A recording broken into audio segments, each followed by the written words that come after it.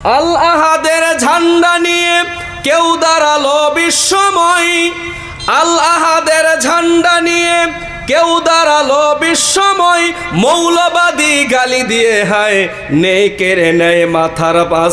আহমদাবাদ জ্বলছে আজি, গাজা শহর জ্বলছে আজি, বিরান কাবুল কান্দাহার। কাশ্মীরেতে মুসলমানের নিত্যদিনেই খাচ্ছে মার। গাজার শহরে মুসলিমরা সকাল সন্ধ্যায় খাচ্ছে মার। কেমন করে সইব জ্বালা থাকতে রুহ এই বুকে, কেমন করে সইব জ্বালা থাকতে রুহ এই বুকে। আসছে আঘাত দিনের পরে মরছে মুমিন ধোকে ধোকে।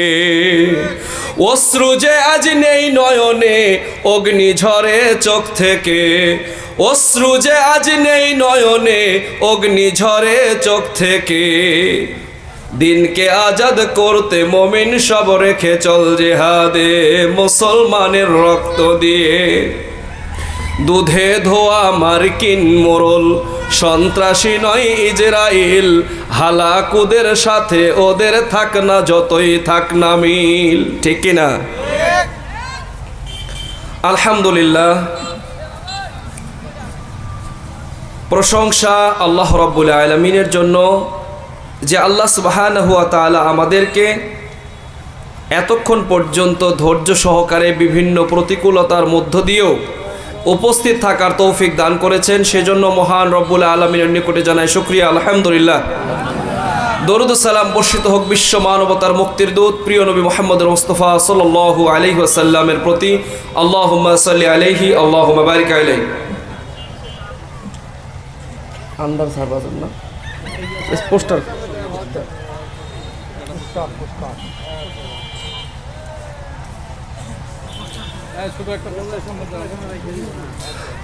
আন্দারঝার বাজারে দারুস সুন্নাহ রহমানিয়া সালাফিয়া মাদ্রাসার ৪র্থতম বার্ষিকে উপস্থিত আছেন মুহতারাম সভাপতি সাহেব, আমন্ত্রিত অতিথিবৃন্দ, পর্দার অন্তরালে মা ও ভগ্নীগণ, সরকারের বিভিন্ন পর্যায়ের প্রশাসনিক ভাই, police, DSB, DB, CID, DGFI সহ প্রশাসনিক এদেশের সার্বিক নিরাপত্তার দায়িত্বে নিয়োজিত আইন শৃঙ্খলা রক্ষাকারী বাহিনীর সদস্যবৃন্দ, সকলের প্রতি আন্তরিক মোবারকবাদ জানিয়ে আজকের বক্তব্য শুরু করছি। আপনারা কেমন আছেন? আপনারা বলছেন যে আলহামদুলিল্লাহ আমরা ভালো আছি, কিন্তু আপনাদের চেহারা তো বলে না ভালো নাই। কষ্টের কারণটা কি সেটা আমি জানি, প্রকাশ করতে চাই না। তবে শোনেন, রাসূলুল্লাহ সাল্লাল্লাহু আলাইহি ওয়াসাল্লাম যখন ইন্তেকাল করলেন, সাহাবীরা এতটাই ভেঙে পড়লেন। কেউ বললেন আমি আর সংসারই করব না, কেউ বলবেন আমি আমার এই জীবন রেখে কি করব যেখানে রাসূল নাই। কেউ কেউ স্বাভাবিক জীবন যাপন। একজন তো এইভাবে বললেন, কেউ যদি বলে নবী মুহাম্মদ মারা গেছে আমি তাকে হত্যা করব। তার মানে তাদের ভিতরে কি ছিল? একটা আবেগ ছিল। কিন্তু তারপরে তো স্বাভাবিক এসেছে, স্বাভাবিকতা এসেছে কি আসে নাই? তো সুতরাং একটা কথা না বললেই নয়, রাসূলুল্লাহ সাল্লাল্লাহু আলাইহি ওয়াসাল্লামকে তারা অন্ধের মতো ভালোবাসতেন। আবু বকর রাদিয়াল্লাহু আনহু যখন খলিফা নির্বাচিত হলেন, তখন তিনি বললেন, তোমরা আমাকে ততক্ষণ পর্যন্ত সাহায্য সহযোগিতা করবে যতক্ষণ আমি কিতাব এবং সুন্নাহর উপরে থাকব। অর্থাৎ ব্যক্তি আবু বকরকে নয়। আমরাও কোনো ব্যক্তি বিশেষের প্রতি আনুগত্য করব না, যেটাকে আমরা বলি তাকলিদে শাখসি, ব্যক্তি পূজা। কোরআন এবং সুন্নাহর আলোচনা পূর্ব থেকে পশ্চিম, উত্তর থেকে দক্ষিণ, যে কোনো প্রান্তে যে কোনো ব্যক্তি যদি কিতাব এবং সুন্নাহর কথা বলেন, তা যদি সঠিক এবং সুন্দর হয়, মুসলমানরা বলবে কলু সামি'না ওয়া আতা'না, আমরা শুনলাম, আমরা মেনে নিলাম। কথা কি বোঝা গেল? কথা বোঝা যায়? এখন আমরা কোরআন এবং হাদিসের বাইরে কথা বলবো না। তো আপনাদের যেটা মনোব্যথার কারণ, আল্লাহর কসম আমি কথা বলতে পারি, যদি শুধু ব্যক্তি বিশেষের জন্যই আপনারা মন খারাপ করেন, কষ্ট অনুভব করেন, তাহলে আপনি এখনো পরিপূর্ণ ইমানদার হতে পারেন নাই। কারণ আপনার ভালোবাসা কোরআনের প্রতি নয়, হাদিসের প্রতি নয়, ওই লোকটার প্রতি। আমি বিশ্বাস করেন, আমি তাকে অনেক ভালোবাসি। খালি তিনি নয়, যারাই কোরআন এবং সুন্নাহর কথা বলেন প্রত্যেকেই আমার দ্বীনী ভাই। কিন্তু যে কোনো পরিবেশ এবং পরিস্থিতি, তাহলে আবার একটু পিছনে ফিরে দেখাতে হয়। আবু বকর রাদিয়াল্লাহু আনহুর সময় বাদ দিয়ে উমরের সময় মুসলিম সেনাপতি ছিলেন হলো খালিদ ইবনে ওয়ালিদ। কথা বুঝেন? খালিদ ইবনে ওয়ালিদকে যখন উমর রাদিয়াল্লাহু আনহু ক্ষমতায় আসলেন, তিনি প্রধান সেনাপতির দায়িত্ব থেকে তাকে অপসারিত করলেন। লোকেরা এটা নিয়ে একটু কানা ঘষা করলো। তখন উমর রাদিয়াল্লাহু আনহু বললেন, আল্লাহে, ওই আল্লাহর নামে শপথ করে বলছি, আমি ব্যক্তিগত কোনো অপরাধের কারণে খালিদ ইবনে ওয়ালিদকে প্রধান সেনাপতির দায়িত্ব থেকে অপসারণ করিনি। বরং লোকেদের মধ্যে যেন এই ধারণা না হয়, অমুসলিমরাও একথা বলতে থাকে যে আবু বকর খালিদ ইবনে ওয়ালিদ যে যুদ্ধে সেনাপতির দায়িত্ব পালন করে, মুসলমানরা ওইটাতেই বিজয় লাভ করে। আমি মুসলমানদেরকে এটা বোঝাতে চাই, বিজয় খালিদ বিন ওয়ালিদের পক্ষ থেকে আসে না, বিজয় আসে আল্লাহর পক্ষ থেকে। সুতরাং আমি কোনো অপরাধের কারণে তাকে অপসারণ করিনি।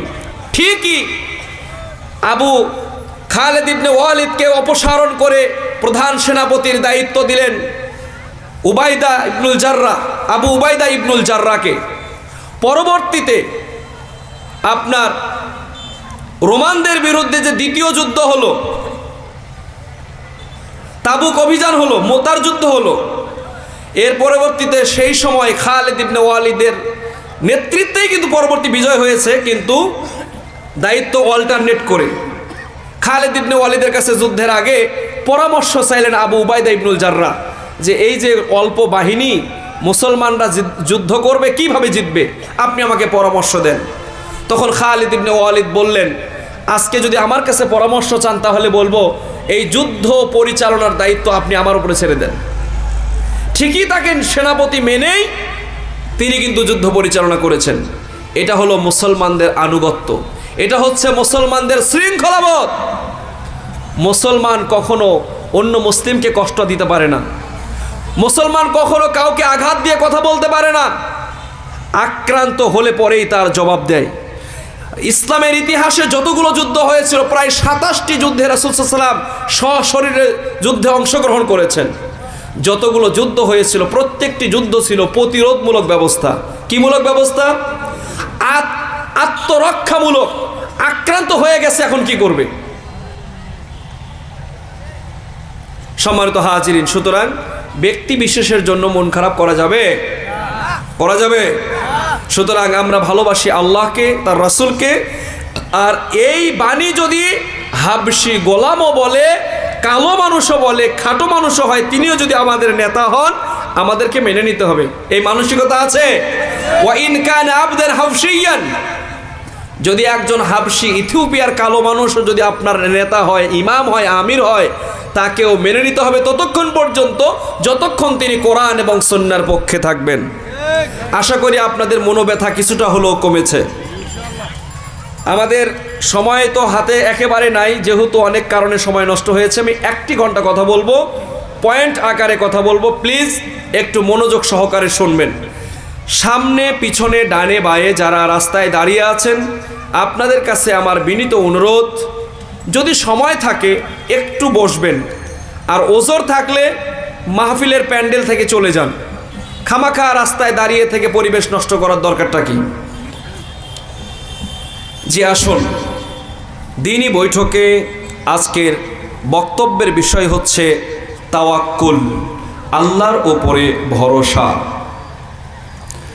মুসলিম জাতি যত যুদ্ধ বিগ্রহ যত কিছু সংগঠিত হয়েছে সব কিছুতে তারা আল্লাহর উপরে তাওয়াক্কুল করেছে এবং চূড়ান্ত বিজয় মুসলিমদের এসেছে শুধুমাত্র আল্লাহর উপরে তাওয়াক্কুল করার কারণে। কারণ আমরা যুদ্ধ বলেন কোনো কাজ আমরা সংখ্যা দিয়ে করি না, অস্ত্র দিয়ে করি না, আমরা আল্লাহর উপরে ভরসা করি।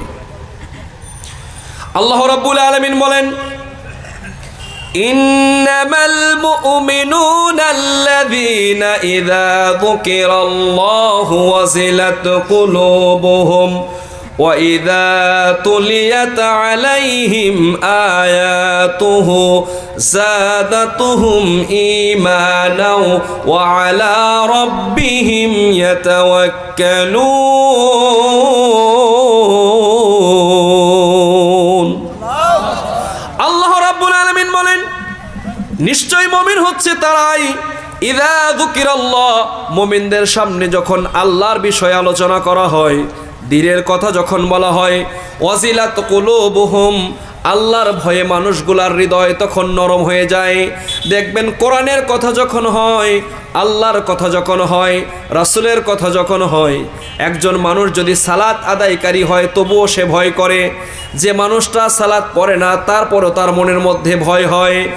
যে ব্যক্তি দিন মানে নাই হয়তো কিন্তু মুসলমান, কোরআন সুন্নাহর কথা শুনলে বলে আমার মানা দরকার। ওয়াজিলাত কুলুবুহুম, ভয়ে তার হৃদয়টা কেঁপে ওঠে।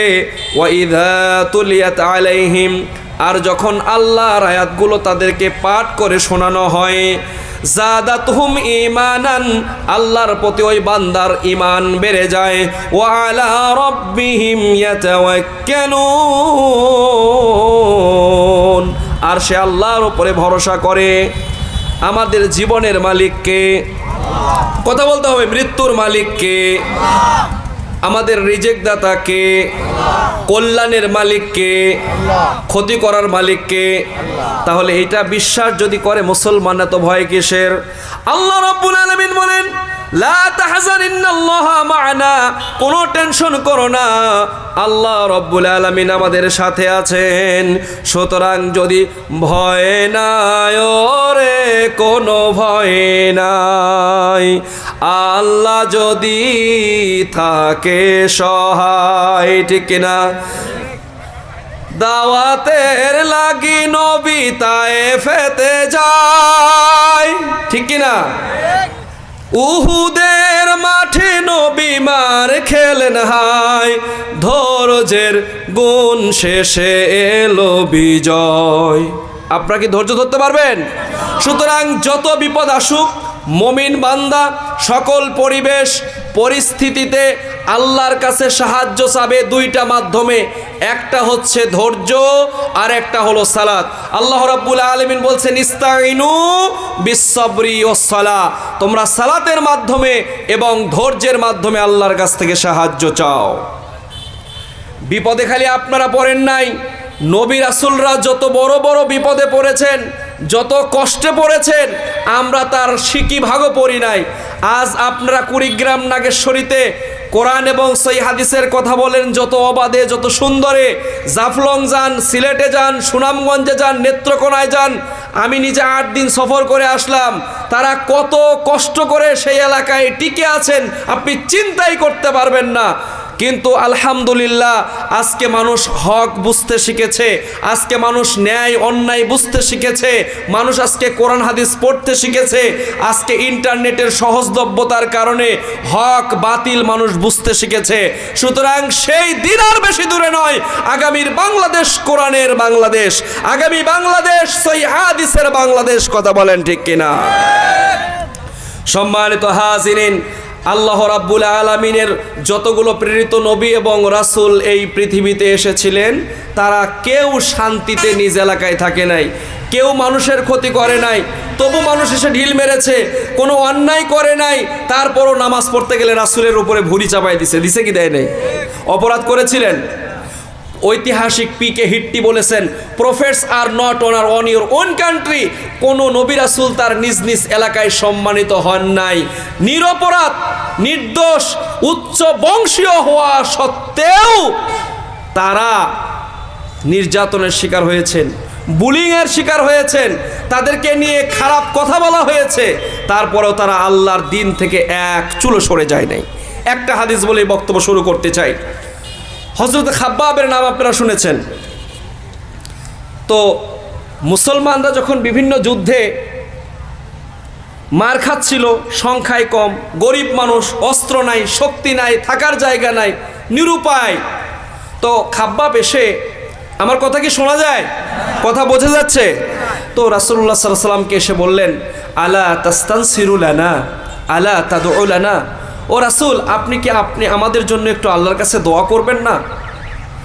আলা তাদউ লানা, আপনি কি আমাদের জন্য একটু সাহায্য চাইবেন না? আল্লাহর নবী বললেন, ও খাব্বাব শোনো, তোমার আগেও এই পৃথিবীতে আল্লাহর দ্বীনের দাওয়াত মানুষ দিতে এসেছিল। ফায়ুহফারু লাহু ফিল আরজি, এই সমাজের রাষ্ট্রীয় শক্তি হোক, তখনকার সময়ের যারা সমাজ নেতা ছিল কাফের কুফফার শক্তি, তারা কি করছে? ফায়ুহফারু লাহু ফিল আরজি, তাদের জন্য জমিনের ভিতরে গর্ত খনন করত। অপরাধটা কি? তাদের এক আল্লাহর প্রতি ঈমান এনেছে, তাদের তথাকথিত তখনকার ধর্ম তারা মানে নাই। এই কথা না মানার কারণে, তাদের বিভিন্ন দেবদেবীর পূজা না করার কারণে এই অপরাধে ফায়ুহফারু লাহু ফিল আরজি, তাদের জন্য জমিনের মধ্যে গর্ত খনন করা হতো। ফায়ুহফারু লাহু ফিল আরজ ফায়ুজআলু ফিহা, এরপরে এই গর্তের মধ্যে কোমর পর্যন্ত গেড়ে দেওয়া হতো। কি পর্যন্ত?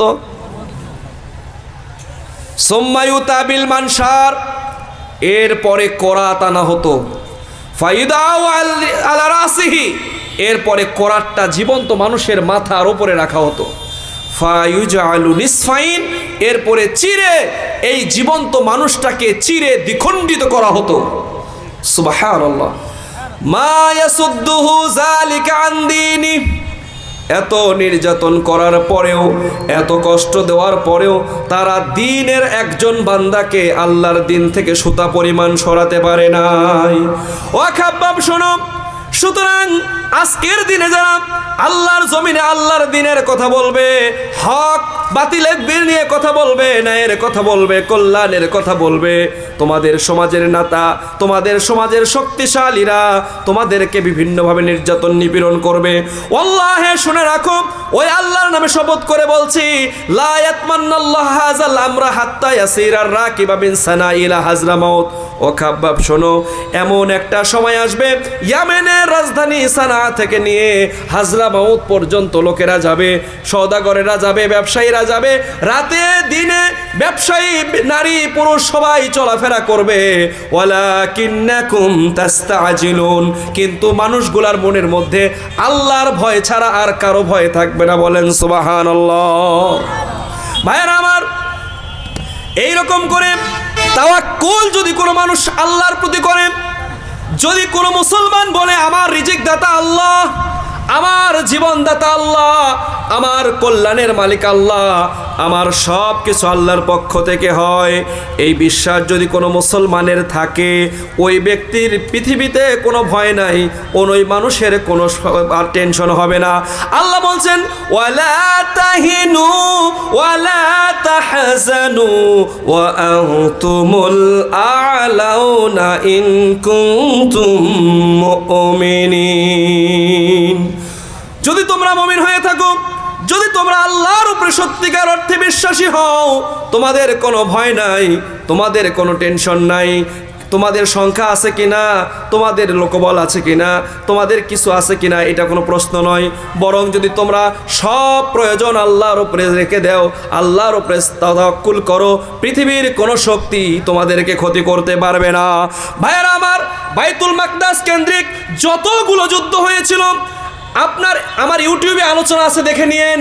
আমি শুধু একটু বলতে চাই, রাসূলের যুগে দুইটা যুদ্ধ হয়েছিল, একটা হলো তাবুকের যুদ্ধ আর একটা হলো মোতার যুদ্ধ। এই মোতার যুদ্ধ আর তাবুকের যুদ্ধ কোনো মুসলমানদের সাথে হয় নাই, স্বজাতি কোনো আরবদের সাথে হয় নাই, তদানীন্তন রোমানদের সাথে হয়েছে। মোতার প্রান্তরে যখন যুদ্ধ হয়, আল্লাহ রাব্বুল আলামিন রাসূলের মাধ্যম দিয়ে তিনজন সেনাপতি নিযুক্ত করলেন, তাদের তিনজনই শহীদ হলেন। পরবর্তীতে আল্লাহ রাব্বুল আলামিনের পক্ষ থেকে ইসলামের কালেমা আর পতাকাকে তুলে ধরলেন খালিদ ইবনে ওয়ালিদ। খালিদ ইবনে ওয়ালিদের নেতৃত্বে মুসলমানরা বিজয় লাভ করলো এবং সবগুলো যুদ্ধ ছিল অসম যুদ্ধ। প্রথম যুদ্ধ ছিল 1 লক্ষ তদানীন্তন বিশ্বের সুপার পাওয়ার রোমান সৈন্য, আর মুসলমানদের সৈন্য সংখ্যা ছিল মাত্র 3000। কয় হাজার? মুসলমান সৈন্যরা যখন বলা শুরু করলো মা আকাল্লুর রিজাল মা আকাল্লুল মুসলিমিন, মুসলমানদের কয়জন লোক, তখন সেনাপতি বলতে লাগলেন, তোমরা বলো মা আকসারুল মুসলিমিন, মা আকসারুল মুসলিমিন, কত মুসলমান, কত কম সংখ্যক রোমান, কত কম সংখ্যক রোমান। সেই রোমানদের বিরুদ্ধে তদানীন্তন বিশ্বের সুপার পাওয়ার ছিল পারস্য আর রোমান। এই রোমানের রাজধানী ছিল তখনকার ইতালির রাজধানী কি? রোম। আলিফ লাম মিম গুলিবাতির রোম। তাহলে ইতালির রাজধানী রোম। রোমের নামে সূরা আছে না নাই? আছে। সম্মানিত হাজিরিন, সুতরাং সবগুলো ছিল অসম যুদ্ধ, কিন্তু মুসলমানরা আল্লাহর উপরে ভরসা রেখেছে, তাওয়াক্কুল করেছে, যার কারণে বিশ্বের কোনো শক্তি তাদেরকে ক্ষতি করতে পারেনি। ভাইরা আমার, মুসা আলাইহিস সালাম দেখেন, তখনকার সময় ফেরাউনের সাথে বিভিন্ন যুদ্ধ বিগ্রহ হলো। মুসা আলাইহিস সালামের অনুসারীরা তারা যখন একবারে পার হয়ে যাচ্ছে, সামনে যখন সাগর বেঁধে পড়লো, তখন তারা ভয়ে আতঙ্কিত হয়ে গিয়ে বলল যে এইবার আমরা তো ধরা খেয়ে যাই। পিছনে ফেরাউন আক্রমণ করেছে, সামনে তো আমাদের সাগর, বাঁচার কোনো পথ আছে? কথা কয় না, বাঁচার কোনো পথ আছে? আপনারা কথা বুঝেন না, আমার সাথে কথা বলতে হবে। তাহলে বাঁচার কোনো পথ নাই। ফালাম্মা তারাল জামাআনে ক্বালা আসহাবু মূসা ইন্না লামুদরাকুন। মূসার সাথীরা যখন, আজান হচ্ছে কি? মূসার সাথীরা যখন দেখতে পেল পিছনে সৈন্যরা এসেছে, তখন বলল, ও মূসা, আমরা তো ধরা খেয়ে গেলাম। আর এমনি তো জানেন বনি ইসরাইলরা কত বজ্জাত ছিল। একবার বলল, মূসা, বাইতুল মুকাদ্দাস আমরা বিজয় করব, তুমি যুদ্ধের ব্যবস্থা করো। মুসলমানদের উপরে অর্থাৎ তদানীন্তন মূসা আলাইহিস সালামের অনুসারীদের প্রতি যখন জিহাদ ফরজ হয়ে গেল, তখন বলতেছে, ও মূসা, ইজহাব আনতা ওয়া রাব্বুকা ফাকাতিলা। ও মূসা, তুমি আর তোমার আল্লাহ গিয়ে যুদ্ধ করো, ইন্না হাহুনা কয়দুন, আমরা এখানে বসে বললাম। সেই অনুসারী হলো ওরা। বুখারী মুসলিমের হাদিস, কিয়ামতের আগে একটা গাছের আড়ালেও যদি কোনো ইহুদি অপেক্ষা করে বসে থাকে, গাছ বলে দিবে যে আমার মধ্যে একটা ইহুদি আছে। হাদিস সহিহ। হিটলার 60 লক্ষ ইহুদিকে হত্যা করেছে। আমরা একজন মানুষ হত্যার পক্ষে নই, কিন্তু তাদের কাছে মনে হয় মুসলমানের রক্ত বুঝি রক্ত নয়, মুসলমানদের শরীর বুঝি শরীর নয়। আজকে যদি মুসলমানের গোশতগুলোকে একত্রিত করা হতো, তাহলে বিশাল বড় বড় পাহাড় হয়ে যেত। মুসলমানের রক্তগুলো যদি একত্রিত হতো, তাহলে বঙ্গোপসাগরের মতো বয়ে যেত। সম্মানিত হাজিরিন, মূসা আলাইহিস সালামের সাথীরা যখন বলল, ও মূসা, এইবার তো ফেরাউনের হাতে আমরা ধরা পড়ে যাচ্ছি। মূসা আলাইহিস সালাম বললেন, কাল্লা, কখনো নয়, ইন্না মাই রব্বি সাইহাদিন, নিশ্চয় আমার রব আমার সাথে আছেন, তিনি আমাকে পথ দেখাবেন। ফাআউহাইনা ইলা মূসা আন আযরিব বিআসাকাল বাহরা ফানফালাকা ফাকানা কুল্লু ফিতকান কাতুরিল আযীম। মূসা আলাইহিস সালামকে আল্লাহ নির্দেশ দিলেন, মূসা, তোমার লাঠি দিয়ে আঘাত করো। রাস্তা তৈরি হয়ে গেল। বলেন সুবহানাল্লাহ। রাখে আল্লাহ, মারে কে? আর মারে আল্লাহ। এটার নাম কি? তাওয়াক্কুল। এর নাম কি? আমরা কি পড়তেছি আজকে, কি শুনতেছি আজকে? তাওয়াক্কুল। ইউসুফ আলাইহিস সালাম বেকায়দায় পড়ে গেছেন, লম্বা কাহিনী। জুলাইখা প্রেমে পড়ে গেছে হাবুডুবু খেয়ে। যেমনেই হোক ইউসুফকে আমার চাই। কোরআনে ইউসুফ জুলাইখার ঘটনাকে বলা হয়েছে আহসানুল কাসাস, সর্বোত্তম উপন্যাস, সর্বোত্তম প্রেম কাহিনী। পড়ে দেখবেন, বাংলা তর্জমা ভালো লাগবে। আর যারা ইংরেজি ভালো পারেন তাদের জন্য বলছি, the glorious Quran, word for word. ইংরেজিও শিখতে পারবেন, আরবিও শিখতে পারবেন। তো যাই হোক, ইউসুফ আলাইহিস সালামকে যখন দরজার ভিতরে ওয়াগাল্লাকাতিল আবওয়াব, দরজাকে বন্ধ করে দেওয়া হলো, ইউসুফ আলাইহিস সালাম তো বেকায়দায় পড়ে গেছেন। আজকে আমি ইমাম সাহেব, আমাদের আইন তো এরকমই হয়ে গেছে। আমরা যেই হই না কেন, যে পদের লোক হই না কেন, যদি একজন মেয়ে এসে বলে যে অমুক লোক আমাকে টেনে ধরছিল, পৃথিবী একদিকে যাবে, আইন তার দিকে যাবে। কি বলেন, ঠিক কিনা? সম্মানিত উপস্থিতি, কোনো সাক্ষীর কোনো খবর নাই। প্রথম দিন যদি যৌতুকের মামলায় যাইতে বিনা ইয়েতে 90 দিন আগে জেল খাটতে হবে, তারপরে কোনো কথা। সম্মানিত হাজিরিন, তাহলে বলতেছিলাম যে কথা, তো ওয়াগাল্লাকাতিল আবওয়াব, যুদ্ধের দরজা যখন বন্ধ করে দিল জুলাইখা, ওয়াকালাত হাবাত লাকা ক্বালা মাআযাল্লাহ, ইউসুফ বলল, আল্লাহ আমি তোমার কাছে সাহায্য চাই, তুমি আমাকে রক্ষা করো। রক্ষা করার মালিক কে? জীবন দেওয়ার মালিক কে? বিপদে সাহায্য করেন কে? আল্লাহর কাছে যখন হাউ মাউ করে কাঁদলেন আর বললেন, তখন ইন্নাহু রাব্বি আহসানা মাসওয়া ইন্নাহু লা ইউফলিহু যালিমুন, ইউসুফ আলাইহিস সালামকে আল্লাহ রাব্বুল আলামিন রক্ষা করলেন, তার চরিত্রের কোনো ক্ষতি হলো না। সুতরাং আজও যদি কোনো মুসলমান বিপদে পড়ে আল্লাহকে ইউসুফের মতো করে ডাকে, আল্লাহর উপরে যদি তাওয়াক্কুল করে, পৃথিবীর কোনো শক্তি তার কোনো ক্ষতি করতে পারবে না। জি ভাইয়ের আমার, শোনেন, তাহলে ইউসুফ আলাইহিস সালামকে হেফাজত করলেন কে? আল্লাহ। চরিত্রকে হেফাজত করেছেন এবং বিশ্ববাসীর জন্য ইউসুফ জুলাইখার ঘটনা পুরা কোরআনে আল্লাহ রেকর্ড করে দিয়েছেন, বলে সুবহানাল্লাহ। ইব্রাহিম আলাইহিস সালাম বিপদে পড়লেন, নমরুদ চাইলো তাকে শেষ করে দিবে, কিন্তু পেরেছে কি? তিনি সত্যের উপরে ছিলেন। ইব্রাহিমকে যখন আগুনে ফেলানো হলো, তখন জিবরাইল আমিন বলছেন, আপনি সাহায্য চান, আমি এগুলো নিভানোর ব্যবস্থা করি।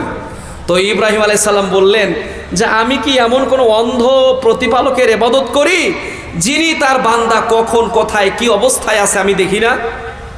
আল্লাহ রাব্বুল আলামিন সাথে সাথে আগুনকে নির্দেশ দিলেন, ইয়া নারু কুনি বারদাও ওয়া সালামান আলা ইব্রাহিম, ও আগুন তুমি ইব্রাহিমের জন্য আরামদায়ক শীতল হয়ে যাও।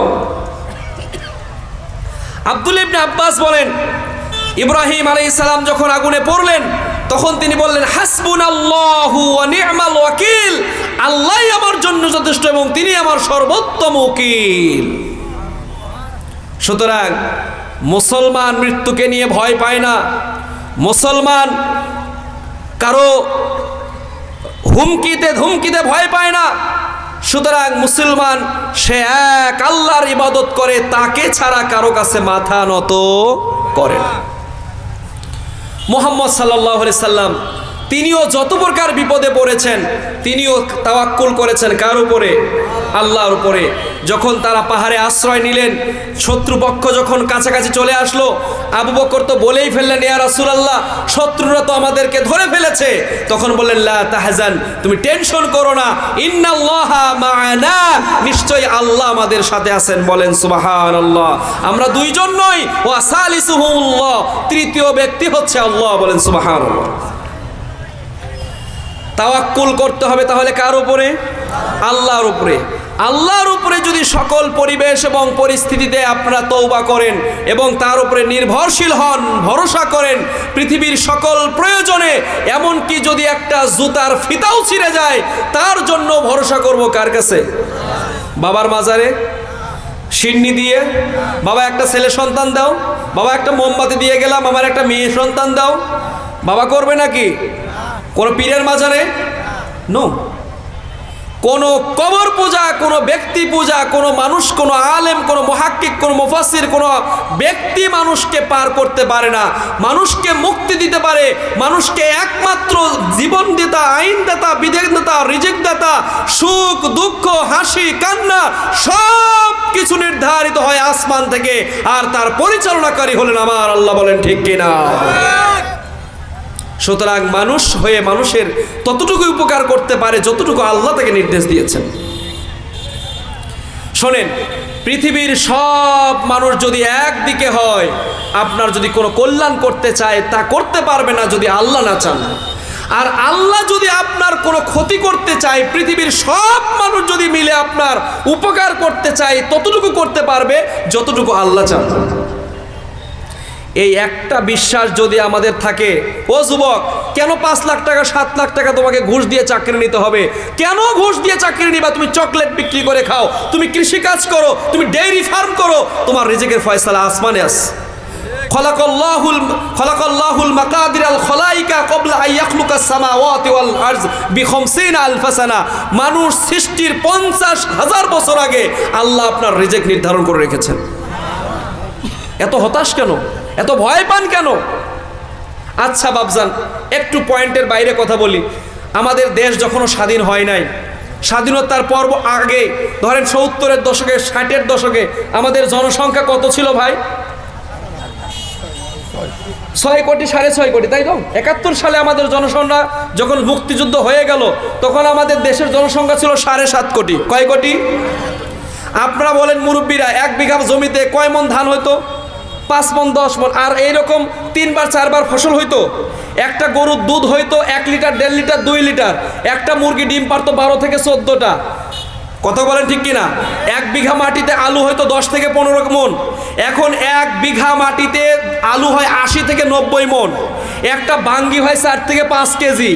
1 বিঘা মাটিতে ধান হয় 50 থেকে 40, 50 থেকে 40 থেকে 50 মন। একটা গরুর দুধ হয় 35 থেকে 40 লিটার। একটা মুরগি ডিম পারে 150 থেকে 200টা। কথা বলেন ঠিক কিনা? আগে আমরা 2 বেলা ভাত খাইছি, এখন বাঙালি 3 বেলা খায়, আবার যে নাইটে যেয়ে বার্গার খায়, তারপরে হাজি বিরিয়ানি খায়, নান্না বিরিয়ানি খায়। মেহমানকে গরুর গোশত ছাড়া আর ভাতই দেওয়া যায় না। কথা বলেন ঠিক কিনা? আমাদের দারিদ্র্যের সীমা কমেছে না কমে নাই? আমাদের দারিদ্র্য সীমা বোঝেন নাই? মানে মানুষের বাড়ি ঘর আগের চেয়ে ভালো হয়েছে কিনা, খাবারের মান ভালো হয়েছে কিনা, পোশাক আশাকের উন্নতি হয়েছে কি হয় নাই? সব কিছুর উন্নতি হয়েছে। দেশের জনগণও কিন্তু ডবল স্ট্যান্ডার্ড পার হয়ে গেছে, প্রায় 20 কোটির মতো জনগণ। এবার বলেন, আবাদি জমিন আমাদের বাড়ছে না কমছে? হ্যাঁ, বাড়িঘর আগের সাথে কমছে না বাড়ছে? জনসংখ্যা বাড়ছে, জমির পরিমাণ কমছে, জমি আমাদের খাল বিলে চলে গেছে, ফসলি জমি কমে গেছে, বাড়িঘর বেশি হয়েছে, জনসংখ্যা বেশি হয়েছে, তারপরও মানুষ আগের চাইতে সুখে আছে। এখানে যদি জিজ্ঞেস করি যে গরুর গোশতে ভাত খান নাই 2 মাস থেকে, এরকম কেউ আছেন? আমার মনে হয় লোক খুঁজে পাওয়া যাবে না। কথা বলেন, কথা বলেন। সুতরাং রিজিক কোথায় নির্ধারিত হয়? এত হতাশ হওয়ার কিছু নেই। সম্মানিত হাজিরিন, আমাকে স্লিপ টিপ দিয়ে আমি শেষ করে দিব। 70,000 লোক, 70,000 লোক বিনা হিসাবে জান্নাতে যাবে, বলেন সুবহানাল্লাহ। আপনি কি তাদের মধ্যে আছেন কিনা দেখেন। হাদিস বুখারী মুসলিমের। আব্দুল্লাহ ইবনে আব্বাস থেকে বর্ণিত, তিনি বলেন, ইয়াদখুলুল জান্নাতা মিন উম্মতি 70 আলফান। আমার উম্মতের 70,000 লোক জান্নাতে যাবে বিগয়রি হিসাবিন, তাদের কোনো হিসাব লাগবে না। সুবহানাল্লাহ বলবেন না? হুমুল্লাযীনা লা ইস্তারকুনা, তারা কোনো ঝাড়ফুঁক করে নাই। ঝাড়ফুঁক বলতে এই যে শুধু ঝাড়ফুঁক না, এই যে রুকিয়া করে সুতা পরা দিয়ে তাবিজ গলায় ঝোলায়া এগুলা যারা করে। ওয়ালা ইয়াতাতায়্যুরুন, এবং যারা শুভ অশুভ লক্ষণ। কি হয়েছে এবারে? সবজি বিক্রি করতে চাচা বের হয়েছে, এখন বউয়ের চুল ছেড়ে দেওয়া ছিল, কয় এখন অশুভ লক্ষণ। এটা শুভ অশুভ মুসলিম বিশ্বাস করতে পারে? পারবেন? সন্ধ্যাবেলায় সাদা দুধ বাইরে দেওয়া যাবে না, টাকা রাতের বেলা ধার দেওয়া যাবে না। তারপরে কি হয়েছে, সকালবেলা বেদবা মহিলার মুখ দেখছি, কি হয়েছে ভাই?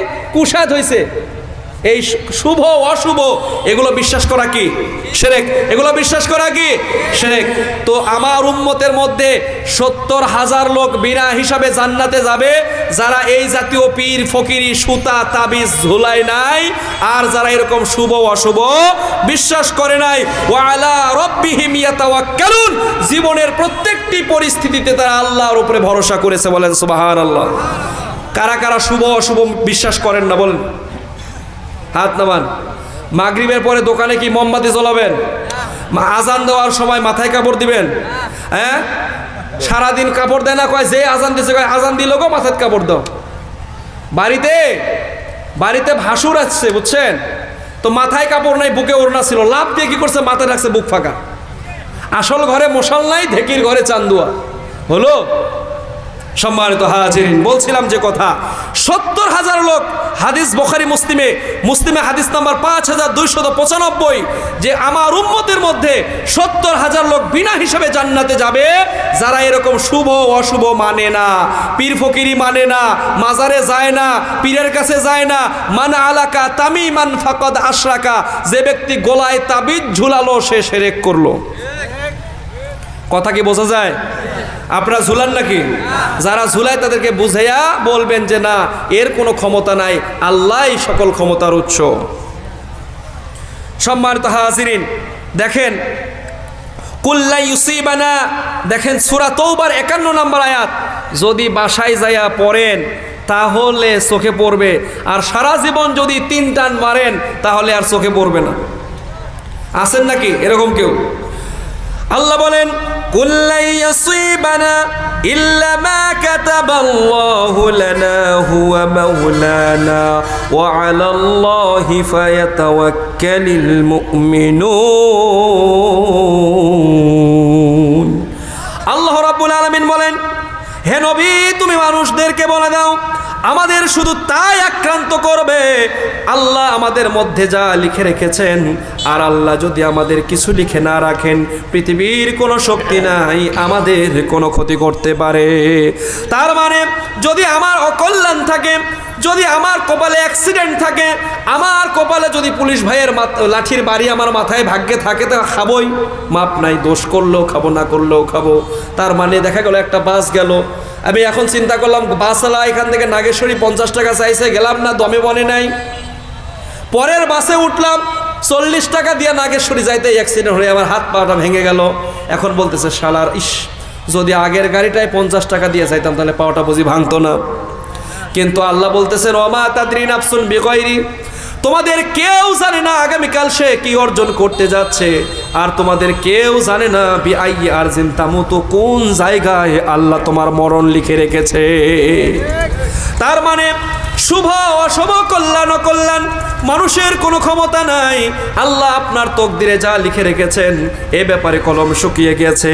সুতরাং কোনো মুমিন বান্দা যদি জীবনের প্রত্যেকটি প্রয়োজন আল্লাহ রব্বুল আলামিনের উপরে ভরসা করে, আল্লাহ রব্বুল আলামিন বলছেন ওই বান্দাকে আমি রব্বুল আলামিন বিনা হিসেবে জান্নাত দিয়ে দিব। জোরে বলেন সুবহানাল্লাহ। ভাইরা আমার বসেন, আল্লাহ রাব্বুল আলামিন আরো বলেন লাউ আন্নাকুম কুনতুম তাওয়াক্কালুনা আলাল্লাহ, ও আমার বান্দা যদি তোমরা আল্লাহর উপরে যথার্থভাবে তাওয়াক্কুল করতে, যদি তোমরা আল্লাহর উপরে ভরসা করতা, সব প্রয়োজন আল্লাহর উপরে ছেড়ে দিতা, তাহলে আমি অবশ্যই তোমাদেরকে সব রিজিক দিতাম।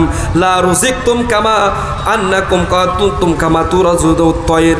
ও আমার বান্দারা, যদি তোমরা আল্লাহর উপরে ভরসা করতা যথার্থভাবে, যেইভাবে ভরসা করা উচিত এমনি করে যদি ভরসা করতা, আমি আল্লাহ যেমন করে গরু, ছাগল, উট, দুম্বা, বিশেষ করে হাদিসে আসছে আমি যেমন পাখিদেরকে রিজিকের ব্যবস্থা করে দেই, আমি আল্লাহ বান্দাদেরও রিজিকের ব্যবস্থা এভাবে করে দিতাম। বলেন সুবহানাল্লাহ। আল্লাহ উদাহরণ দিয়ে বলেন ও বান্দারা শোনো, সকাল বেলা যখন ভোর হয়ে যায় আমার এলাকার যত পাখিগুলো আছে, দোয়েল বলেন, কোয়েল বলেন, যত পাখি অঞ্চলে দেখা যায়, আজান হওয়ার সাথে সাথে সকালবেলা পাখিরা তার ঘর থেকে বের হয়ে যায়, সারাদিন বিভিন্ন জায়গায় লাতা পাতা খায়, পোকামাকড় খায়, সুম্মা তারুহু, এরপরে আমি আল্লাহ সন্ধ্যার সময় ওদেরকে তাদের নিরে তাদের বাসায় ফিরাই, তাদের দোনাটাকে পরিপূর্ণ করে। বলেন সুবহানাল্লাহ। ভাইয়ের আমার, আপনারা আশ্চর্য হবেন, এই যে নীল তিমি, একটা নীল তিমি দৈনিক খাবার খায় 900 পাউন্ড। 900 পাউন্ড খাবার দিয়ে আপনার এখানে 2000 10,000 লোককে খাওয়ানো যাবে। তাহলে 10,000 খাবারের যদি একটা নীল তিমি একটা খায়, এই যতগুলো মহাসাগর আছে, সাগর রয়েছে, কাস্পিয়ান বলে, বঙ্গোপসাগর, লোহিত সাগর, মনে হয় সারা বিশ্বে মাত্র 2-4টা তিমির আছে। কয় 4-5টা তিমি আছে। লক্ষ লক্ষ নাম না জানা প্রাণী রয়েছে। সুতরাং তাদের রিজিক যদি আল্লাহ রাব্বুল আলামিন দেন, আপনার আমার রিজিক নিয়ে এত টেনশন কেন? সুতরাং রিজিকেরও ব্যবস্থা করবেন কে? কথা বলেন কে? এই জন্য আল্লাহ বলছেন কোরআনের 3টা শব্দ, লা তাহজান, আমি আমার সকল ভাইদের বলি, ও যুবক ভাই শুনে রাখো, লা তাহজান, চিন্তা করবা না, চাকরি নিয়ে চিন্তা করবা না। অনেকেই ভাবে একার ইনকামে কিভাবে চলবো, বউটার যদি চাকরি থাকে দুইজনের ইনকামে ভালোভাবে চলা যাবে। বাপজান না না, তোমার ভুল ধারণা। বউ যদি বংশীয় ঘরের হয় তাহলে তোমার কপাল ভালো, আর না হলে যাদের দুইজনের চাকরি আছে যাই দেখো প্রত্যেক দিন বাড়িতে ওই যে ইউক্রেন আর রাশিয়ার যুদ্ধ লেগেই আছে। ভাইয়েরা আমার, এই জন্য লা তাহজান, অতীত নিয়ে কোনো টেনশন করবেন না। মাহফিল কর্তৃপক্ষ ভাবতেছে হাই রে আজকে কালেকশন হলো না, টাকা নাই, পয়সা নাই, প্রতিষ্ঠান কি দিয়ে চালাবো। দেখবেন এর চাইতে আল্লাহ ভালো ব্যবস্থা করবে। উত্তম পরিকল্পনা আসমানে হয়, জমিনে নয়। আপনার জন্য যা বরাদ্দ আছে তাই ঘটবে। সুতরাং অতীত নিয়ে কখনো টেনশন করা যাবে না। ও যুবক, বিশ্ববিদ্যালয় থেকে তুমি মাস্টার ডিগ্রি পাশ করেছো, তুমি চিন্তা করো কেন? একবার আমার দিকে তাকাও। আমার বাবা মা, আমার 14 গোষ্ঠীতে কোনো হুজুর নাই, সবাই জেনারেল শিক্ষিত। আমার মা বিরোধিতা করে মাদ্রাসায় পড়ায় নাই, জোর করে মাদ্রাসা থেকে নিয়ে এসেছিল। মাদ্রাসায় দিলে চাকরি হয় না, খাওয়া দাওয়া হবে না, অভাব অনটন। এই জন্য মাও পড়াতে চাই নাই মাদ্রাসায়। মামার বাড়ির লোকেরা ঘোরতর বিরোধী, কারণ আমার বংশের পড়ায় 20 থেকে 25 জন আছে বড় বড় সার্ভিস হোল্ডার। কিন্তু আল্লাহর কসম করে বলি বাপজান, এই ছোট্ট মানুষ, আমিও বিশ্ববিদ্যালয়ে পড়েছি, মাদ্রাসাও পড়েছি, কামিলও করেছি, দাওরা হাদিস করেছি, রাজশাহী বিশ্ববিদ্যালয় থেকে সর্বোচ্চ নিয়েছি, এখন এমফিল পিএইচডি করছি। ভাইয়েরা আমার, এইটুকু বলতে চাই, বিশ্বাস করুন নিজেকের অভাব হয় নাই। যেই পরিবারে বিয়ে করলাম, আমার বইয়ের হলো 2 ভাই। 2 ভাই বিরোধিতা করেছে যে না, হুজুর মানুষ দিয়ে বিয়ে দিব, কি ইনকাম করবে, কেমনে চলবে আল্লাহ জানে। আমার একজন থাকে ইটালির নাগরিক আমার সম্বন্ধী, আরেকজন থাকে সৌদি আরব 22 বছর। কেউ রাজি নয়, কেউ রাজি নয়। 7 বছর বিবাহ হয়েছে।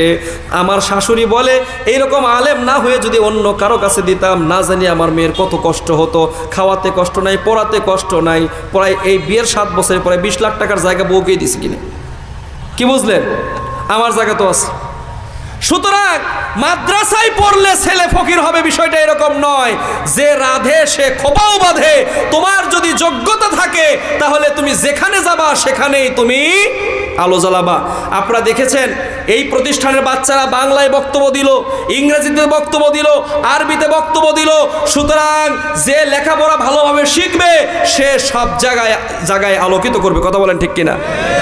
সম্মানিত হাজিরিন, সময় খুবই কম, আরো একটু কথা বলতে হবে, সামনের দিকে যেতে চাই। তাহলে অতীত নিয়ে কি চিন্তা করা যাবে? ও যুবক, যাবে? 10 লাখ টাকা ঘুষ দিয়ে চাকরি নিবা না? সেলফ অ্যানালাইসিস হও, সময়ের মূল্য দাও।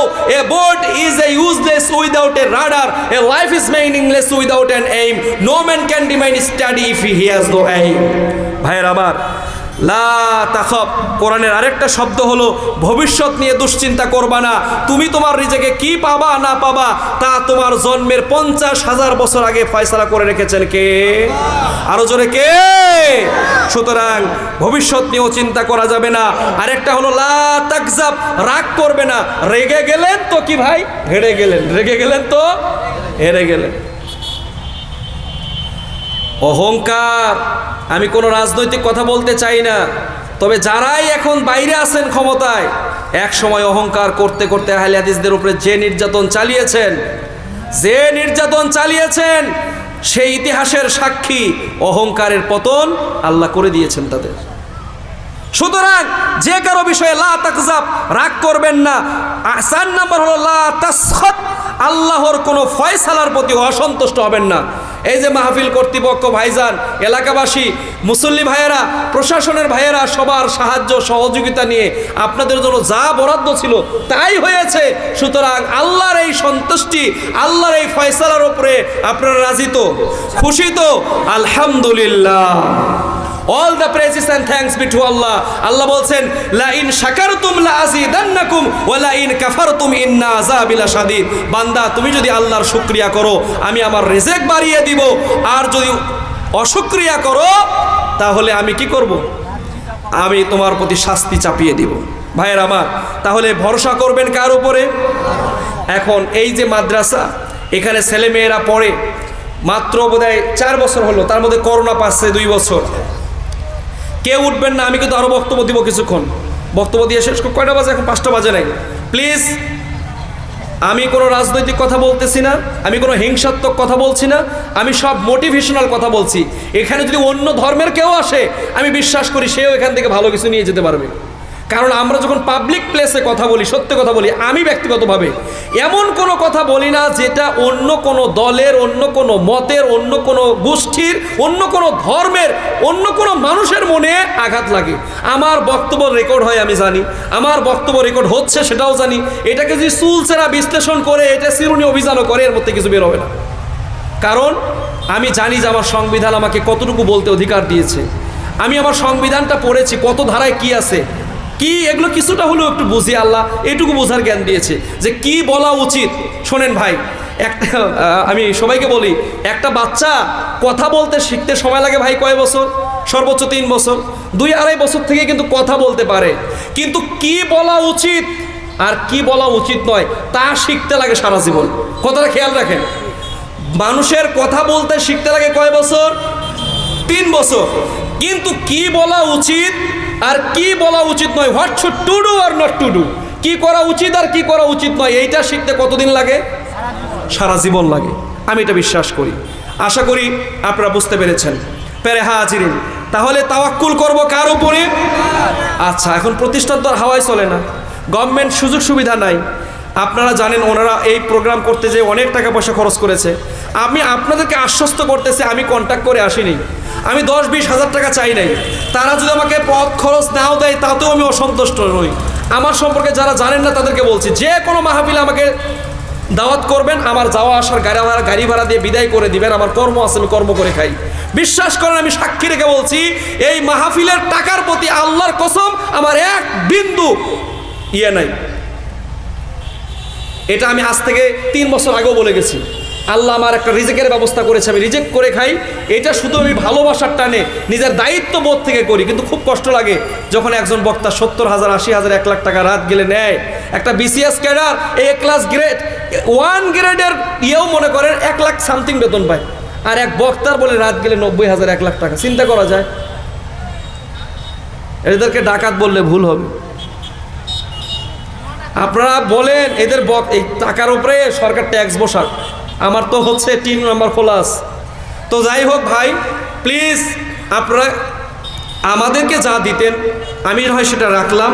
আপনাদের প্রতিষ্ঠানের স্বার্থে, আপনাদের এলাকা, আপনারা যে যা পারেন দিবেন, কে কত দিবেন এটা মাথার ভিতরে রাখেন। আমরা একটু সামনে যেতে চাই। তাহলে বাঁচবো কিভাবে? বাঁচার উপায় কি? চারিদিকে শিরক, চারিদিকে বেদাত, ধর্ষণ, চুরি, ডাকাতি, লুণ্ঠন, সন্ত্রাস, চাঁদাবাদ, জঙ্গিবাদ, চরমপন্থা, উগ্রবাদী, এদিকে মদখোর, এদিকে গাঞ্জাখোর, এদিকে তাসখোর। এক পুলিশ করে কি? কোন দিকে যাবে? এইদিকে দাবরা এইদিকে আসে। একার পক্ষে কি এই সন্ত্রাস দমন করা সম্ভব? শোনেন, আপনারা খালি অনেক কিছু না বুঝে অনেকদেরকে গালি দেন।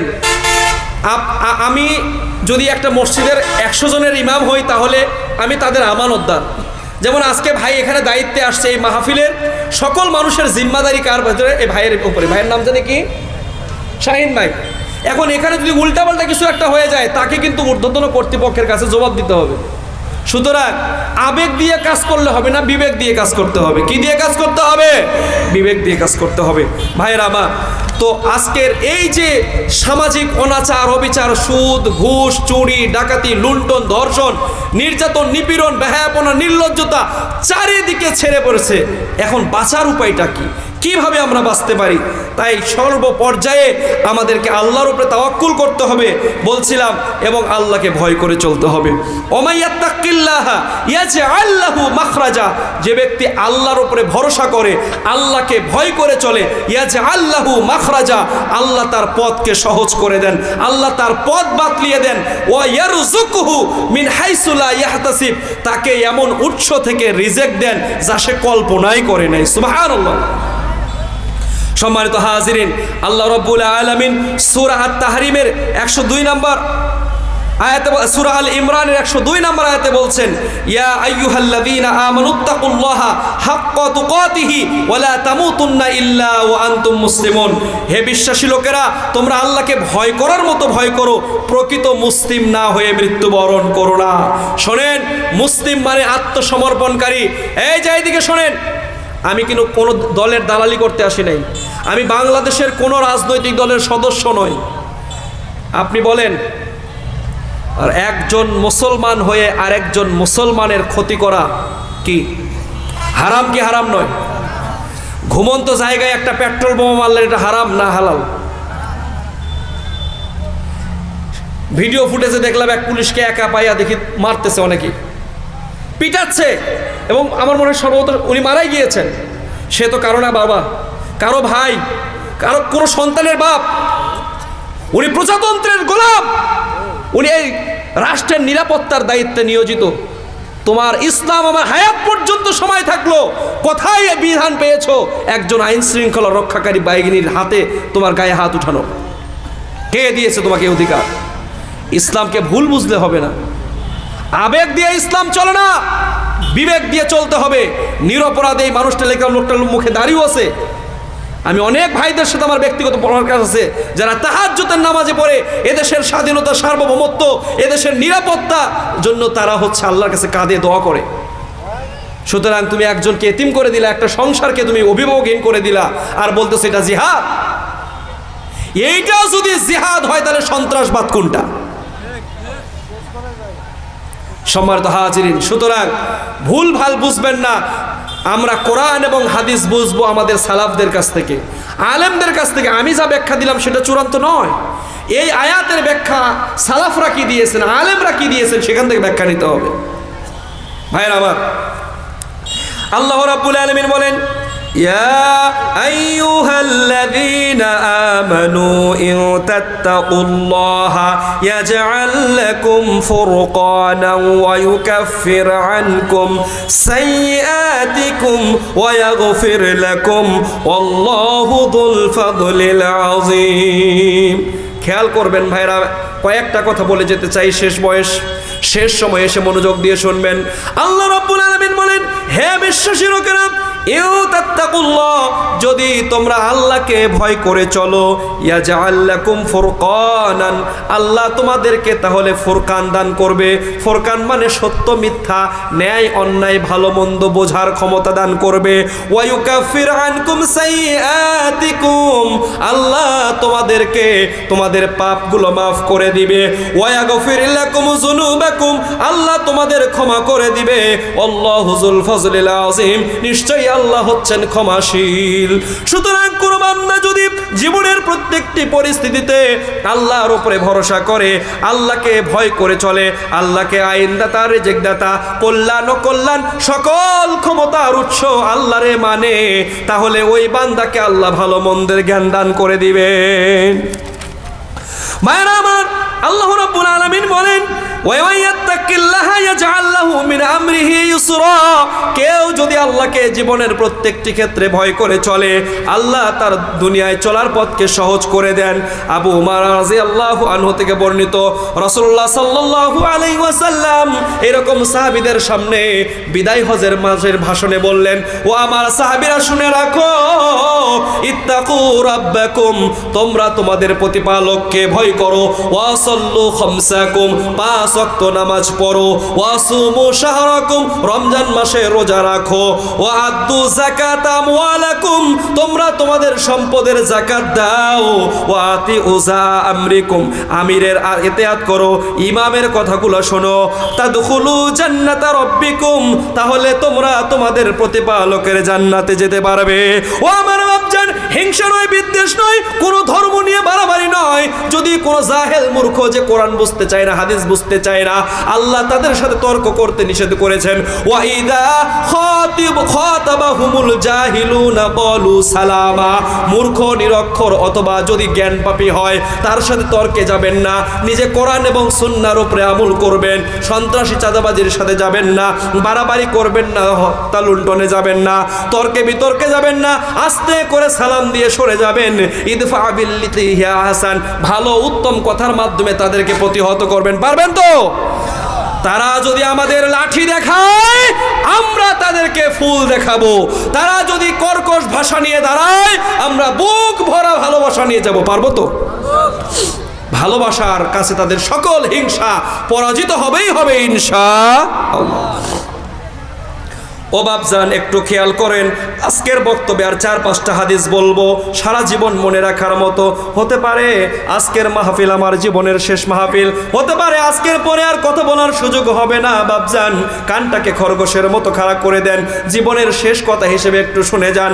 আল্লাহর নবী আব্দুল্লাহ ইবনে আমর থেকে হাদিসটি এসেছে, কিল আলী রাসূলিল্লাহি, আল্লাহর নবীকে একজন সাহাবী, তার নাম হলো আব্দুল্লাহ ইবনে আমর, তিনি বললেন, ইয়া রাসূলুল্লাহ আইয়ুন নাসি আফজাল, মানুষের মধ্যে থেকে কোন মানুষ সবচাইতে ভালো, মানুষের মধ্য থেকে কোন মানুষ সবচাইতে ভালো মানুষ?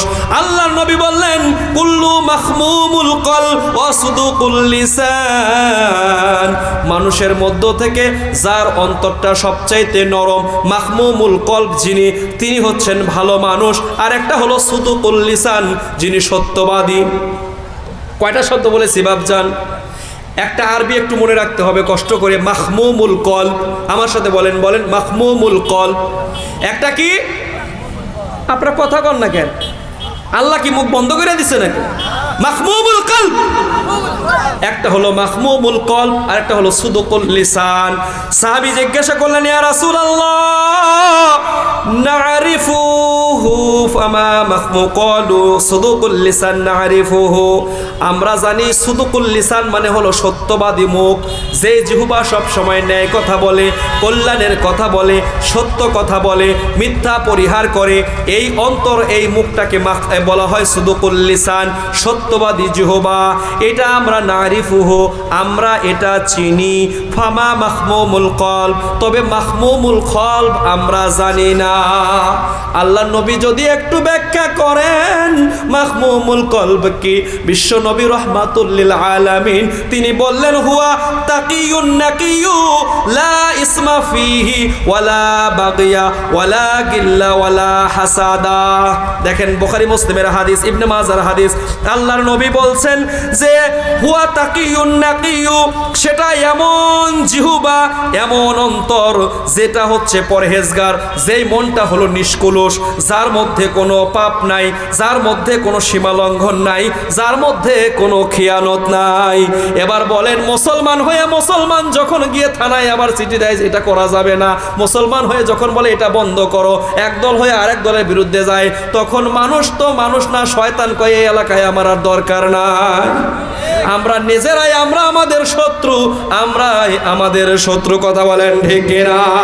ও বাবজান, বিশ্ব নবী রাহমাতুল লিল আলামিন ১৫০০ বছর আগে বললেন, ও আমার সাহাবীরা শুনে রাখো, মাখমুমুল কলব হওয়ার চেষ্টা করো। মাখমুমুল অন্তর হচ্ছে এমন অন্তর, যে অন্তর সব সময় আল্লাহকে ভয় করে চলবে, যার মধ্যে কোনো হিংসা থাকবে না, যার মধ্যে কোনো অহংকার থাকবে না, যেটা পরহেজগারিতায় ভরপুর, সীমা লঙ্ঘন করবে না, খেয়ানত করবে না, হিংসা করবে না। এই অন্তরকে আপনার আমার তৈরি হয়েছে। তাহলে যে লম্বা দাড়ি রাখলাম, লম্বা জুব্বা পরলাম, লম্বা পাগড়ি পরলাম, আবার আপনার দেশে দিন কায়েমও করতে চান, আবার মুসলমান ভাই আমি আমার দেশে আমার ধর্মের কথা বলবো, এটা আমাদের সংবিধান দিয়েছে, আমি আমার মত প্রকাশ করব, এটা আমার সংবিধান দিয়েছে। এদেশ তো স্বাধীন করেছি বাক স্বাধীনতার জন্য, অর্থনৈতিক স্বাধীনতার জন্য, যেন আমি আমার মৌলিক স্বাধীনতাটা ভোগ করতে পারি, এই জন্যই তো। পাকিস্তানিরা কথা বলতে দিত না, পাকিস্তানিরা অর্থনৈতিকভাবে আমাদেরকে বন্ধ করে রাখছে, প্রাপ্য মজুরি আমাদেরকে দেয় নাই। মুসলমান ভাই হয়েও আমাদের প্রতি অন্যায্য কাজ করার কারণে তো দেশ স্বাধীন হয়েছে। ভাইয়েরা আমার, বলছিলাম যে কথা, তাহলে আল্লাহর নবী বললেন এমন অন্তর তৈরি করো আমার বান্দারা, ও আমার উম্মতের দল, যে অন্তরের মধ্যে সীমা লঙ্ঘন থাকবে না, যে অন্তরের মধ্যে পাপ থাকবে না, যার মধ্যে কোনো হিংসা থাকবে না, যে শুধু মানুষের কল্যাণ কামনা করবে। কই আমরা উদার হতে পেরেছি? অন্তর আমাদের উদার হয়েছে? হয় নাই। সম্মানিত হাজিরিন, বিরক্ত হচ্ছেন মনে কয়? ভাইয়েরা আমার, রাসূলুল্লাহ সাল্লাল্লাহু আলাইহি ওয়াসাল্লামকে প্রশ্ন করলেন সাহাবীরা, আতাদরুনা মা আকসারু মা ইউদখিলুন নাসাল জান্নাতা, আল্লাহর নবী কোন কাজ মানুষকে বেশি বেশি জাহান্নামে নিয়ে যায়? আল্লাহর নবী বললেন, আল ফামু অল ফরজু, একটা হচ্ছে মুখ আর একটা হলো লজ্জাস্থান। আর কোন জিনিস বেশি বেশি মানুষকে জান্নাতে নিয়ে যায়? আল্লাহর নবী বললেন তাকওয়াল্লাহ, একটা হলো আল্লাহর ভয়, ও হুসনুল খুলুক, আর একটা হলো উত্তম চরিত্র। সম্মানিত হাজিরিন, আবু হুরায়রা রাদিয়াল্লাহু আনহু থেকে বর্ণিত, তিনি বলেন, সালাসাতুন মুনজিয়াতুন ওয়া সালাসাতুন মুহলিকাতুন। বাবজান, আপনার পায়ে হাত রেখে বলি, আমার দিকে একটু তাকান। হাদিস এটা হচ্ছে বাইহাকিতে বর্ণিত হয়েছে, হাদিস সহিহ, হাদিস নাম্বার 5122। আল্লাহ নবী বললেন, তিনটা কাজ করে যে সে হলো ভাগ্যবান, আর তিনটা কাজ যার মধ্যে আছে সে হলো ধ্বংসবান। এক, ফাআম্মাল মুহলিকাত ফাআম্মাল মুনজিআত, তিনটা কাজ মানুষকে মুক্তি দেয়। এক নাম্বার তাকওয়াল্লাহ, আল্লাহকে ভয় করে চলা, ফিস সিররি ওয়াল আলানিয়া, প্রকাশ্য এবং গোপনে। দুই, ওয়াল কওলু বিল হাক্কি ওয়ার রিজাই ওয়াস সাখাতি, মানুষ আপনাকে ভালোবাসুক অথবা না বাসুক, পছন্দ করুক অথবা না করুক, সব সময় সত্য কথা বলবেন। তিন, ওয়াল কসদু ফিল গিনা ওয়াল ফাকরি, টাকা পয়সা থাক অথবা না থাক, উভয় অবস্থায় মধ্যপন্থা অবলম্বন করবেন। ওয়া আম্মাল মুহলিকাত, তিনটা জিনিস মানুষকে ধ্বংস করে বাবজান, তার মধ্যে একটা হলো ফাহাওয়াউন মুত্তাবাউন, প্রবৃত্তির অনুসরণ। দুই, ওয়াশুহুন মুতাউন, কৃপণতাকে মেনে নেওয়া। তিন হলো ওয়া ইজাবুল মারই বিনাফসিহি ওয়া হিয়া আশাদ্দুহুন্না, আরেকটা হচ্ছে নিজেকে বড় ভাবা, অন্যকে তুচ্ছ তাচ্ছিল্য করা। সব জ্ঞানী হেতা কিছুই জানে না, বোঝেন নাই? সম্মানিত হাজিরিন, চিঠি মনে হয় দিয়ে দিয়েছে, আলোচনাও শেষ করে দিব 5-7 মিনিটের মধ্যেই। সম্মানিত হাজিরিন, তাই এই আল্লাহর রাস্তায় চলার জন্য তাকওয়ার বিকল্প নাই, সুন্দর চরিত্রের বিকল্প নাই, আর সকল প্রয়োজনের জন্য ভরসা করব কার উপরে? আর সেই আল্লাহর জমিনে আল্লাহর দ্বীনকে টিকিয়ে রাখার জন্য আমাদেরকে এই সমস্ত মাদ্রাসা মসজিদে বেশি বেশি করে দান করতে হবে, সাদকা করতে হবে। প্লিজ, এই হাদিসটা না শুনলে আপনার খুব খারাপ লাগবে। এই শেষ করে দেবে, লাস্ট হাদিস, একটি হাদিস এই শেষ করে দিচ্ছি। দেখেন, আবু হুরায়রা থেকে হাদিসটি এসছে, দান করেন চাই না করেন, কেউ উঠে মুনাফিকের পরিচয় দিয়ে না, বসেন, সর্বোচ্চ 5 মিনিটস মনোযোগ দিয়ে শুনবেন। আবু হুরায়রা থেকে হাদিসটি আসছে যে, আন্না রজুলান আতান নাবিয়্যা সাল্লাল্লাহু আলাইহি সাল্লাম, আল্লাহর নবীর কাছে একজন সাহাবী আসলেন। খেয়াল করেন প্লিজ, এ বাবা নড়াচড়া করো না। ফাবাসা রাসূলুল্লাহি ইলা, তো একজন মেহমান আসলেন, বেদুইন ব্যক্তি, রাসূলকে এসে বললেন, ইয়া রাসূলুল্লাহ, আমাকে একটু খাবার দেন, অর্থাৎ তিনি খাবার চাইলেন। ফাবাসা রাসূলুল্লাহি ইলা নিসাইহি, আল্লাহর নবী তার স্ত্রীদের নিকটে গেলেন। কার নিকটে গেলেন? স্ত্রীদের নিকটে গিয়ে বললেন, ফাকুলনা, স্ত্রীকে বললেন যে তোমাদের কাছে কি কোনো খাবার আছে? একজন মেহমান মুসাফির এসেছে, খাবার চায়। বিশ্ব নবী রাহমাতুল লিল আলামিন, তার বাড়িতে ভিক্ষুক ভিক্ষা পাচ্ছে না, মেহমান খাবার পাচ্ছে না। আল্লাহু আকবার। আল্লাহর নবী সাল্লাল্লাহু আলাইহি ওয়াসাল্লাম এক প্রকার খালি হাতে বাড়ি থেকে ফিরে আসলেন। রাসূলের স্ত্রীরা জবাবে বললেন, মা মানা ইল্লাল মা, আমাদের কাছে পানি ছাড়া কোনো খাবারই নাই, আমাদের বাড়িতে কি নাই? পানি ছাড়া মেহমানদারি করার মতো কোনো ব্যবস্থাপনা নাই। ফাকালা রাসূলুল্লাহ সাল্লাল্লাহু আলাইহি সাল্লাম, আল্লাহ নবী ফেরত আসলেন, সাহাবীদেরকে বললেন, উদ্দেশ্য করে উপস্থিত সাহাবীদেরকে, প্লিজ আপনাদের হাত পা ধরে অনুরোধ করছি, শোনেন, মা ইয়াজুম্মু আও ইউজিফু হাজা, এই তোমাদের মধ্যে কেউ আছো এই মেহমানকে একটু খাবার দিতে পারো, এই মেহমানের একটু খাবারের ব্যবস্থা করতে পারো, এমন কেউ আছো? বিশ্ব নবী রাহমাতুল লিল আলামিন লজ্জা, বাড়িতে থেকে খাবার দিতে পারেননি। আল্লাহু আকবার। ফাকালা রাজুলুম মিনাল আনসার, আনসারদের মধ্য থেকে একজন ব্যক্তি দাঁড়িয়ে গেলেন। আনসারদের মধ্যে একজন সাহাবী দাঁড়িয়ে বললেন, ইয়া রাসূলুল্লাহ, আমি আপনার মেহমানকে মেহমানদারি করব, খাবার দিব। এক বুক আশা নিয়ে লোকটাকে, মেহমানকে নিয়ে বাড়ি চলে গেছেন এই সাহাবী। ফান্তালাকা বিহি ইলা ইমরাআতিহি, লোকটিও তার বউয়ের কাছে গেল মেহমানকে সাথে নিয়ে। ফাকালা, এই সাহাবী বলল, আকরিমিজ যায়ফা রাসূলিল্লাহি সাল্লাল্লাহু আলাইহি ওয়াসাল্লাম, ও আমার বিবি, রাসূলের বাড়িতে মেহমান খাবার পায় নাই, বড় আশা করে মেহমানকে আমি আমার বাসায় নিয়ে এসেছি, দয়া করে আকরিমিজ যায়ফি, এটা রাসূলের মেহমান, তুমি রাসূলের মেহমানকে সম্মানিত করো। বাক্যটা খুব জোর দিয়ে বললেন যে রাসূলের মেহমান আমার বাসায় এসেছে, রাসূলের মেহমানকে তুমি মেহমানদারি করো। ফাকালাত, স্ত্রী বলছেন, মা ইনদানা কুতু সিবিয়ানি, আমাদের বাড়িতে কোনো খাবার নাই, তবে যেটুকু খাবার আছে এটা হলো শিশু খাদ্য। সিবিয়ানি, আমার শিশুর জন্য খাবার। কথা বোঝেন নেই? ছোট বাচ্চা আছে, কোলের বাচ্চা, এই বাচ্চা যে খাবারটুকু খাবে, এই খাবার ছাড়া আমার বাড়িতে আর কোনো খাবার নাই। আপনারা হলে কি করতাম? বাড়িতে যদি স্বামী কামাই না করে আর এরকম মেহমান ধরে নিয়ে আসে, তাহলে ঝাঁটাতে তাড়াবে স্বামীর বাড়িতে, বাড়া 3 দিন থেকে ইনকাম করো নাই, আবার মেহমান ধরে নিয়ে এসছো। ভাইজান যখন বললেন মা ইনদানা কুতু সিবিয়ানি, সন্তানের খাবার ছাড়া বাড়িতে কোনো খাবার নাই, রাসূলুল্লাহ সাল্লাল্লাহু আলাইহি সাল্লামের মেহমান এখন কি করবে? ফাকালা, স্বামী বললেন, হাইয়াতি তুআমাকি, ও স্ত্রী তুমি যা আছে এটাই তৈরি করো। ওয়াসবিহি সিরাজাকি, তুমি তোমার বাড়ির আলোটা বন্ধ করে দাও, রাতের বেলার ঘটনা, লাইটটা বন্ধ করো। লাইট বলতে তখন যে ল্যাম্প বা বাতি, এটা কি করো? বন্ধ করে দাও। ওয়া নাওয়ামি সিবিয়ানিক, তুমি তোমার সন্তানটাকে না খাওয়াই ঘুমায়া দাও। ইজা আরাদু আশা, যখন রাত হয়ে যাবে, রাত যখন চলে আসবে, খাবারটা তুমি তৈরি করে ফেলো, আর সন্তান লাইটটা অফ করে দাও, আর বাচ্চাটাকে তুমি এইভাবে ঘুমায়া দাও। ফাহাইয়া তুআমাহা, এরপরে ওই সাহাবী, আনসারী সাহাবীর স্ত্রী খাবারটা রেডি করলেন।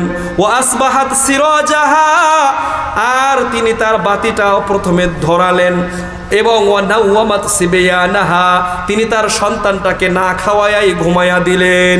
সুম্মা কামাত কান্নাহা তুসলিহু সিরাজাহা, 1 প্লেট খাবার নিয়ে এসেছে। আমরা কি করি? মেহমান যদি বাড়িতে খাবার আসে, তখন বলি, ভাই আপনিও আমার সাথে একটু বসেন, আপনিও আমার সাথে একটু বসেন। মেহমান জোরাজোরি করে কিনা? সাহাবীকে যখন মেহমান বলতেছে, ভাই আপনিও বসেন, একসাথে খাই, একসাথে খাই। খাবার কয়জনের? একজনের। এই জন্য স্ত্রী হলো বুদ্ধিমান, তিনি এই যে লম্পটা মনে করেন বা বাতিটা এরকম নিয়ে, বা মোমবাতি মনে করেন হাত দিয়ে নিয়ে এরকম ঠিক করতে করতে করতে ইচ্ছা করে নিভাইছে। ভাবখানা বুঝাইলো মেহমানকে, আলোটা নিভে গেছে। আলোটা কি হয়েছে? আলোটা নিভে গেছে। আলোটা নিভাইয়া দিয়ে এবার সাহাবী বলছে, মেহমান ভাই তুমি খাবার রেডি করো, তুমি খাবার শুরু করে দাও, আমার স্ত্রী লাইট ঠিক করুক। দেখেন এইভাবে আছে, কান্নাহা তুসলিহু সিরাজাহা, যেন এমন একটা ভাব যে তার স্ত্রী এই লাইটটা ঠিক করছেন ভাব, ল্যাম্পটা এইরকম এরকম করতেছে, মনে হচ্ছে যেন তিনি ঠিক করছেন। আর স্বামী বলছে মেহমানকে, তুমি খান, আপনি খাবার খান। ফাআতফাতু, লাইট তো বন্ধ হয়ে গেছে। ফাজায়ুরিনাহু আন্নাহুমা ইয়াকুলানে, যাতে মনে করে মেহমানও তার সাথে খাচ্ছে। মেহমান যেন মনে করে যার বাড়িতে খাইলাম, যে সাহাবী নিয়ে আসলো, সেও আমার সাথে কি করছে? খাচ্ছে, আমিও খাচ্ছি, ভাই খান। ফাবাতা তবিলানে, এইভাবে তারা রাত পার করলো। ফালিজা কাদান ইলা রাসূলিল্লাহ সাল্লাল্লাহু আলাইহি সাল্লাম, পরের দিনে সকালবেলা এই সাহাবী যখন রাসূলুল্লাহর কাছে গেছেন, রাসূলুল্লাহ সাল্লাল্লাহু আলাইহি সাল্লাম সাহাবীকে দেখে বলছে, ও আমার সাহাবী, যাহিকাল্লাহুল লাইলাতা, যাহিকাল্লাহুল লাইলাতা, ও আমার সাহাবী তালহা, তোমার এই আচরণ দেখে স্বয়ং আল্লাহ হেসে দিয়েছে।